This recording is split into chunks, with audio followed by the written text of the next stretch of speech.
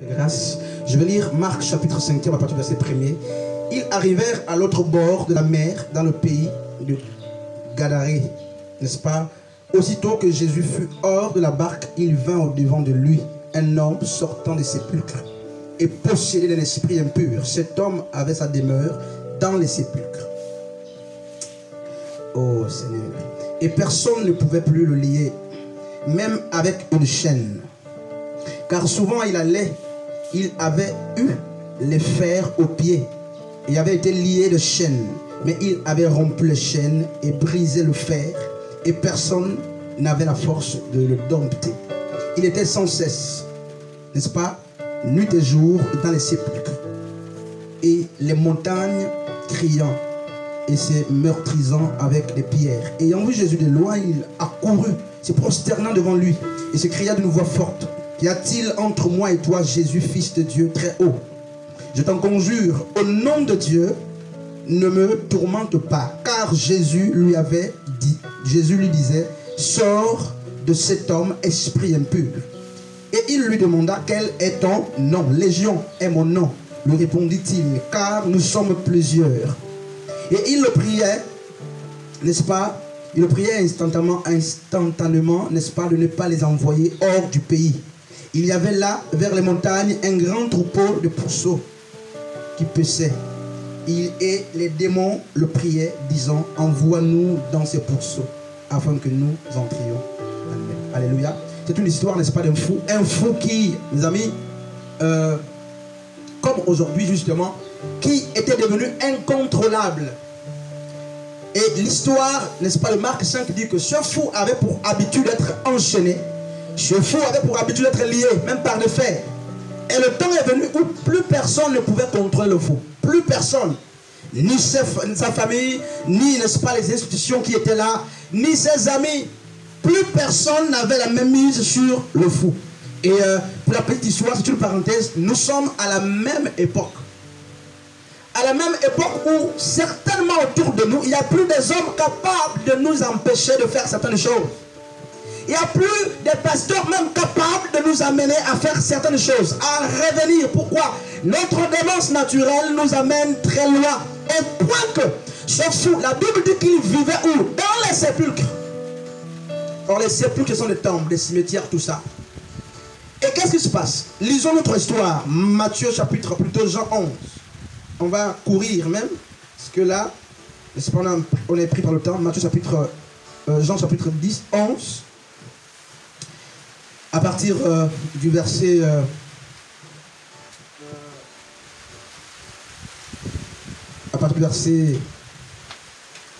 premier. Je vais lire. Il y avait un homme, Jean chapitre 11, à partir du verset 1er, Jean 11e, premier. Il y avait un homme malade, Lazare, de Béthanie, village de Marie et de Marthe et sa sœur. C'était cette Marie qui oignit de parfum le Seigneur et qui lui essuya les pieds avec ses cheveux. Et c'était son frère Lazare qui était malade.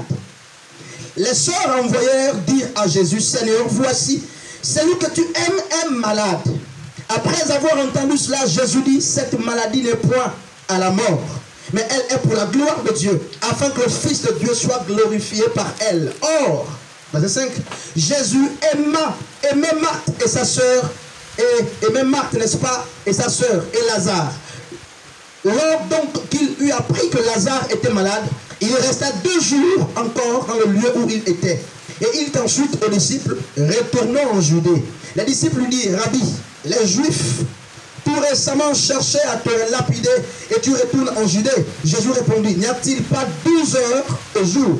Si quelqu'un marche dans le jour, il ne bronche point, n'est-ce pas, parce qu'il voit la lumière de ce monde. Mais si quelqu'un marche pendant la nuit, il bronche, parce que la lumière n'est pas en lui. Après ces paroles, il leur dit: Lazare, notre ami, dort, mais je vais, n'est-ce pas, le réveiller.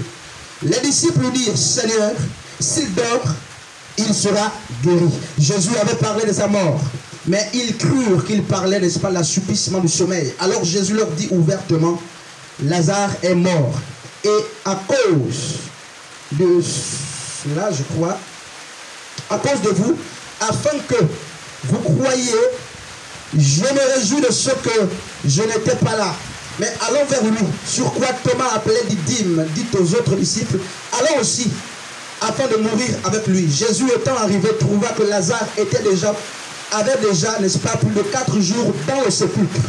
Et comme Béthanie était près de Jérusalem, à 15 stades environ, beaucoup de Juifs étaient venus vers Marthe et Marie pour, n'est-ce pas, le consoler de la mort de leur frère. Et verset 11. Lorsque Marthe apprit que Jésus arrivait, elle alla au-devant de lui, tandis que Marie se tenait assise à la maison. Marthe dit à Jésus, Seigneur, si tu eusses été ici, mon frère ne serait pas mort. Mais maintenant même, je sais que tout ce que tu demanderas à Dieu, Dieu te l'accordera. Jésus lui dit, ton frère ressuscitera. Je le sais, lui répondit Marthe, qu'il ressuscitera à la résurrection au dernier jour. Jésus lui dit, je suis la résurrection et la vie. Celui qui croit en moi vivra quand même il meurt. Verset 26. Et quiconque vit et croit en moi ne mourra jamais. Crois-tu cela? Elle dit, oui Seigneur, je crois que tu es le Fils, le Christ, le Fils de Dieu qui devait venir dans le monde. Ayant ainsi parlé, elle s'en alla, puis elle appela secrètement Marie, sa sœur, et lui dit, le maître est ici. Le maître, n'est-ce pas? J'aime cette parole. Le maître est ici et il te demande. Dès que Marie eut entendu, elle se leva promptement et alla vers lui, car Jésus n'était pas encore entré dans le village. Mais il était dans le lieu où Marie l'avait rencontré. Les Juifs qui étaient avec Marie dans la maison et qui la consolaient, l'ayant vu se lever promptement et sortir, la suivirent, disent, elle va au sépulcre pour y pleurer. Lorsque Marie fut arrivée là où était Jésus, et qu'elle le vit, elle tomba à ses pieds et dit, Seigneur, si tu eusses été là, n'est-ce pas, ici, mon fils, mon frère ne serait pas mort. Jésus, la voyant pleurer, et les Juifs qui étaient venus avec elle, frémit en son esprit et fut ému. Il dit, où l'avez-vous mis, Seigneur? Lui répondit-il, viens et vois. Jésus pleura. Sur quoi les Juifs dirent, voyez comme il l'aimait. Et quelques-uns d'entre eux dirent, lui qui a ouvert les yeux des aveugles. Je vais reprendre là. Lui qui a ouvert les yeux des aveugles, ne pouvait-il pas faire aussi que cet homme ne mourût point?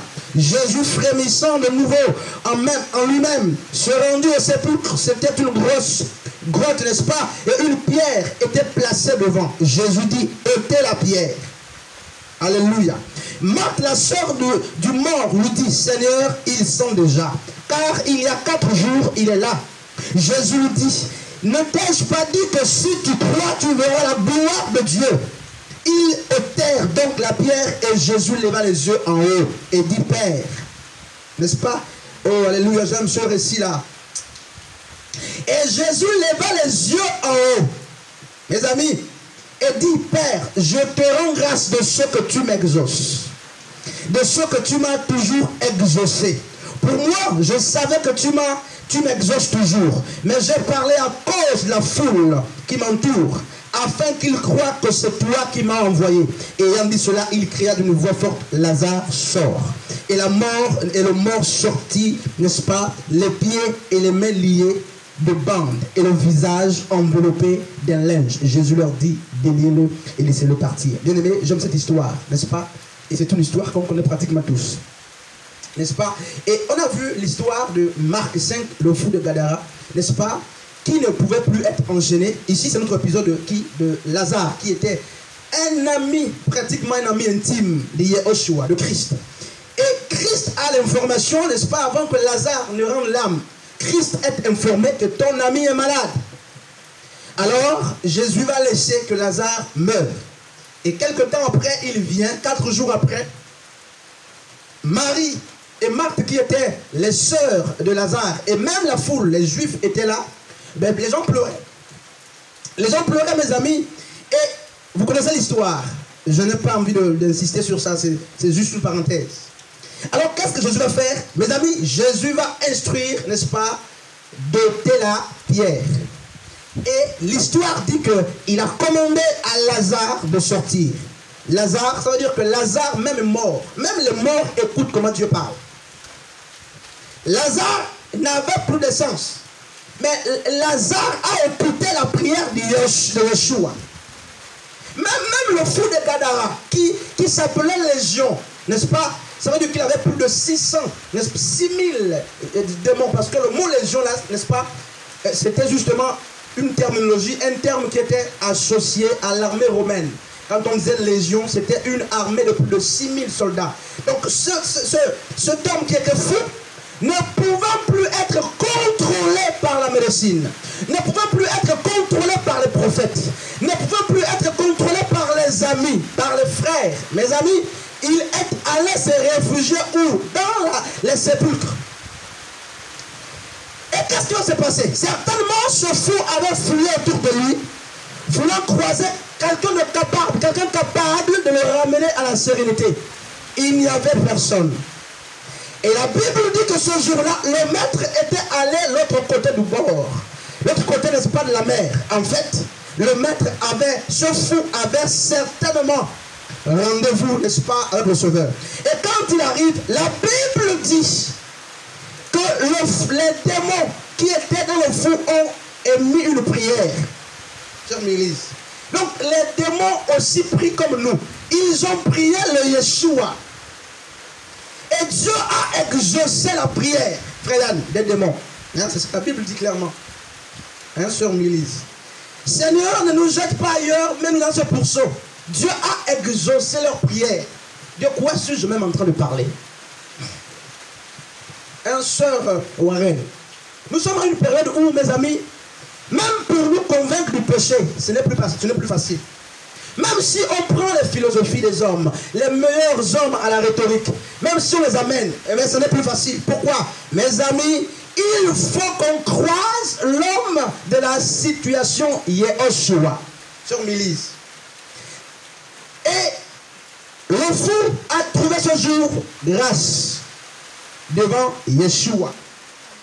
Lazare, dans la situation, mes amis, mais était catastrophique. Lazare qui sentait déjà est revenu à la vie. Nous sommes à l'image pour la plupart du temps, n'est-ce pas? À l'image soit du fou de Gadara, soit à l'image, n'est-ce pas, de Lazare. Lazare sentait déjà, hein, sœur, s'il te plaît, sœur Warel. Et plus personne n'espérait Lazare. Même lorsque Yeshua dit à la sœur Lazare, ôtez la pierre, ils disent non, ils sentent déjà. Dieu permet parfois, n'est-ce pas, que nos vies sentent, hein, frère Yann. Dieu permet lui-même, parfois que les échecs brandissent nos vies. Dieu lui-même permet. Et il a dit que la mort de Lazare était pour la gloire de Dieu. Donc Dieu permet les maladies, Dieu permet les échecs, Dieu permet les séparations, les rejets, le mépris pour qu'il soit glorifié. Et qu'est-ce qui se passe? Il dit ôtez la pierre. Pourquoi? Mais mes amis, parce que il faut que les hommes qui t'ont vu, n'est-ce pas, malade, qui t'ont vu être enterrés, également il faut qu'ils hument ton odeur de pourriture. Il faut qu'ils se rendent compte que le frère Yann, mais il n'y a plus d'espoir pour le frère Yann. Il n'y a plus d'espoir pour la sœur Joss. Telle que je la vois là, mais il n'y a plus rien pour elle. Et l'odeur chassait certainement les gens autour. Et Dieu s'est saisi, n'est-ce pas, de ces occasions pour confondre le monde.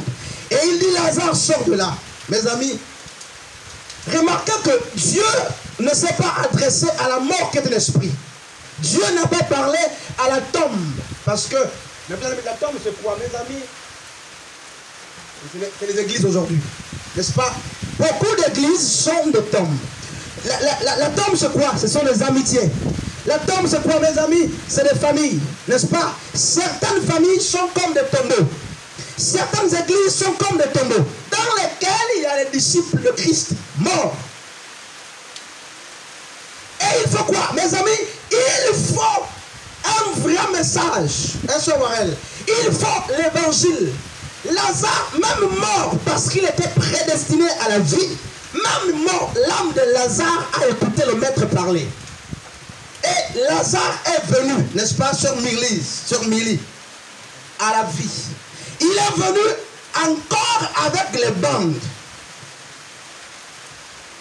Jolina. Lazare n'a pas laissé les bandes dans le tombeau.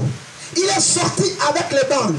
C'était, n'est-ce pas, mes amis, après cela, Jésus va dire, enlevez les bandes. Vous voyez, la délivrance a des processus.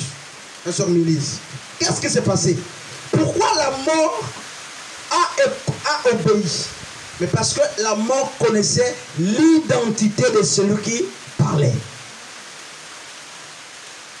J'aimerais que quelqu'un me trouve le passage de Acte, n'est-ce pas, qui parle de fils de Séva. Sœur Gaïla, c'est quel texte? Il y a une thème que j'en ai développé là, mais j'espère qu'on va même le commencer. Le fou de, n'est-ce pas, les fils de Séva, Sœur Warel, les lecteurs de la Bible sont là. C'est quel passage qui en parle? Frère Yann. Sœur Lady. Sœur Clénan.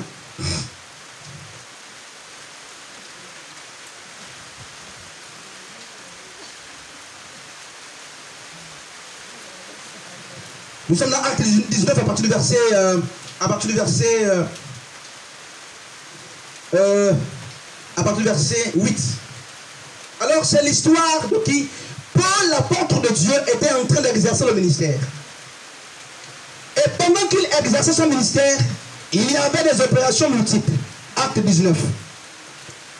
Et à côté de Paul, il y avait les fils de Séva qui observaient comment Séva, sacrificateur de Dieu plutôt, qui observait comment Paul opérait. Et Séva était un grand sacrificateur, un homme respectueux, honorable, honoré. Et qu'est-ce qui se passe? Ces enfants vont voir comment l'apôtre Paul était en train de rendre service.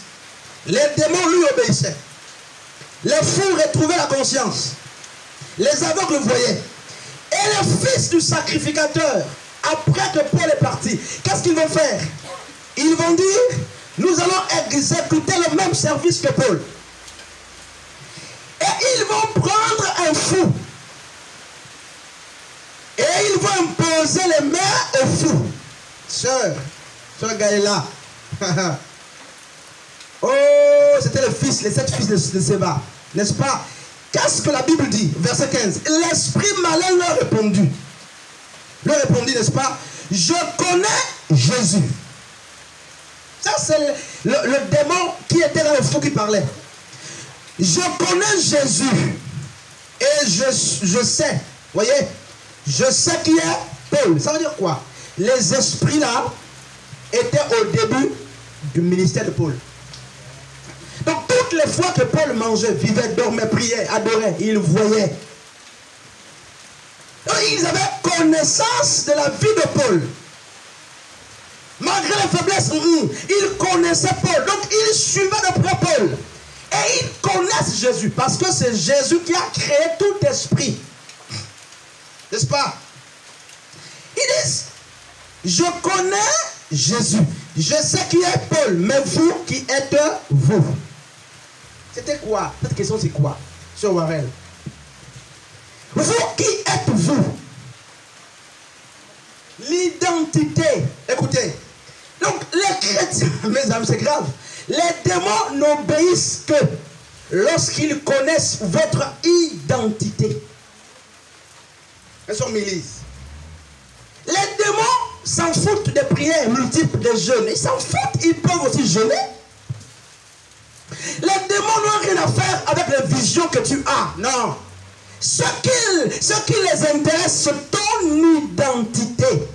Vous voyez, ils disent, nous connaissons. Donc ça veut dire que les démons connaissaient Paul. Ils connaissaient l'identité de Paul. Ils savaient que c'était un apôtre de Yeshua. Mais ils disent, vous qui êtes vous, l'identité. On parle de ça aujourd'hui même.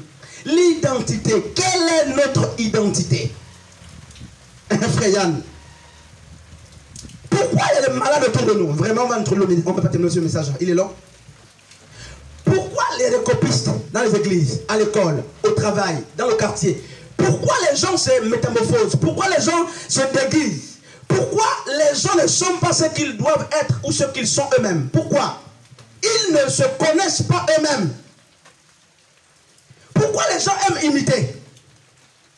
Et parce qu'ils ont perdu les repères identitaires. Il n'y a plus d'identité. Pourquoi tu pries comme le frère, comme la sœur? Pourquoi tu jeûnes comme le frère, comme la sœur? Parce que tu as perdu ton identité. La crise identitaire dans l'église. Pourquoi? Oh, ce gars-là. Le démon va frapper le fils de Séva, déshabillé. C'est ce que l'histoire dit. Ils vont courir nus. Ils avaient dit au nom de Jésus. C'est ce qu'ils ont dit. Ils ont dit au nom de Jésus que Paul prie, sort. Le démon a dit non, non, non. Tu parles sur une récitation.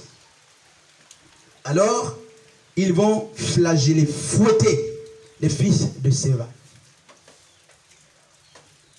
Pourquoi les fils de Séva se sont comportés de la sorte, mes amis? Parce qu'ils étaient les enfants de sacrificateurs. Pensant justement que l'onction du sacrificateur, leur père, peut-être que était communiquée. L'identité. Malheureusement, il n'a pas bénéficié à cause de leur rébellion. L'identité chrétienne. 1 Corinthiens chapitre 13, à partir du verset 11.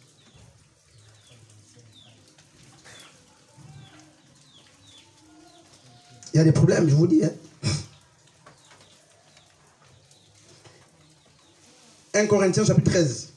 Je suis même où là, sur le gars là.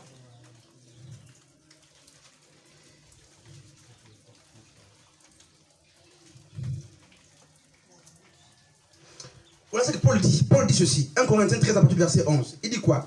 Lorsque j'étais enfant. N'est-ce pas? Il dit, Paul l'apôtre parle. On va commencer cet enseignement aujourd'hui. On va le terminer dimanche, si Dieu fait grâce. N'est-ce pas?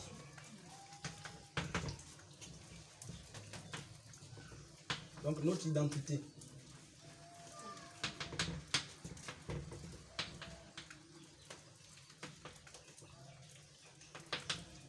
Il dit quoi? Il dit, lorsque j'étais enfant. Paul dit qu'il était enfant.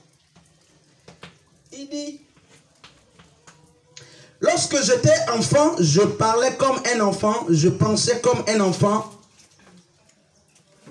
N'est-ce pas? Je raisonnais comme un enfant lorsque je suis devenu grand. En fait, homme. Lorsque tu es devenu homme. Voilà. J'ai fait disparaître ce qui était de l'enfant. Mais en fait, ça veut dire quoi? Jean 1,12. On va comme il dit, hein? Jean 1,12. Jean chapitre 1 à partir du verset 12. Mais à tous ceux qui l'ont reçu, à ceux qui croient en son nom, elle a donné le pouvoir de devenir enfants de Dieu. Donc, regardez. Lesquels sont nés, hein? Non du sang, ni de la volonté de la chair, ni de la volonté de l'homme, mais de Dieu. Donc, il dit à tous ceux qui l'ont reçu, à ceux qui croient en son nom, la parole a donné le pouvoir de devenir enfants de Dieu. Donc, c'est quel enfant? Paul parle de quel enfant ici? Frère Yann, on va parler.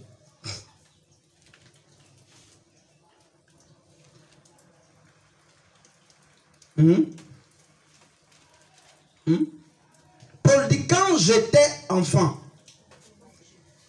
Oui, en fait, c'est quoi? C'est quel stade? Oui, oui. Oui. Oui. Galates chapitre 4 à partir du verset 1er. Galates chapitre 4 à partir du verset 1er. Or, aussi longtemps que l'héritier est enfant, je dis qu'il ne diffère en rien d'un esclave, quoiqu'il soit le maître de tout.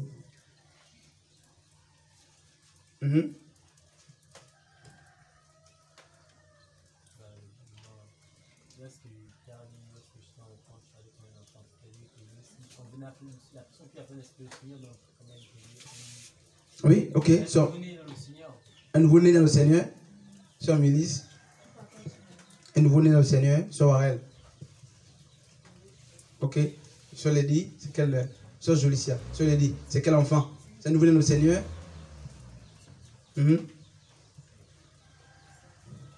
Sur Cléna. Nouveau-né dans le Seigneur. Ça, sur Diel. Sur Joss. Nouveau-né dans le Seigneur. Quelqu'un va ajouter. Nouveau-né dans le Seigneur. Et regardez ce qui se passe. Paul dit quoi? Il dit, aussi longtemps que l'héritier demeure enfant. Donc on dit que cet enfant-là, c'est l'héritier.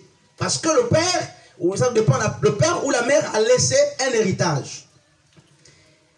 On dit que cet héritier-là, aussi longtemps qu'il demeure enfant, là, ignorant, n'est-ce pas? Il ne diffère en rien d'un esclave. Ah là c'est grave, c'est vraiment grave. Hein? Donc, Paul dit qu'un homme ignorant, même s'il a la connaissance, un homme ignorant, même s'il a les talents, même s'il a le savoir, n'est-ce pas? S'il n'a pas grandi, il est comme un esclave. Et parce qu'il est esclave, Paul dit quoi? Paul dit qu'il sera géré par les tuteurs, les esclaves. Allons-y lire Ecclésiaste chapitre 10 à partir du verset 7. Regardez là, quelqu'un a la page? Ecclésiaste chapitre. Ecclésiaste 10.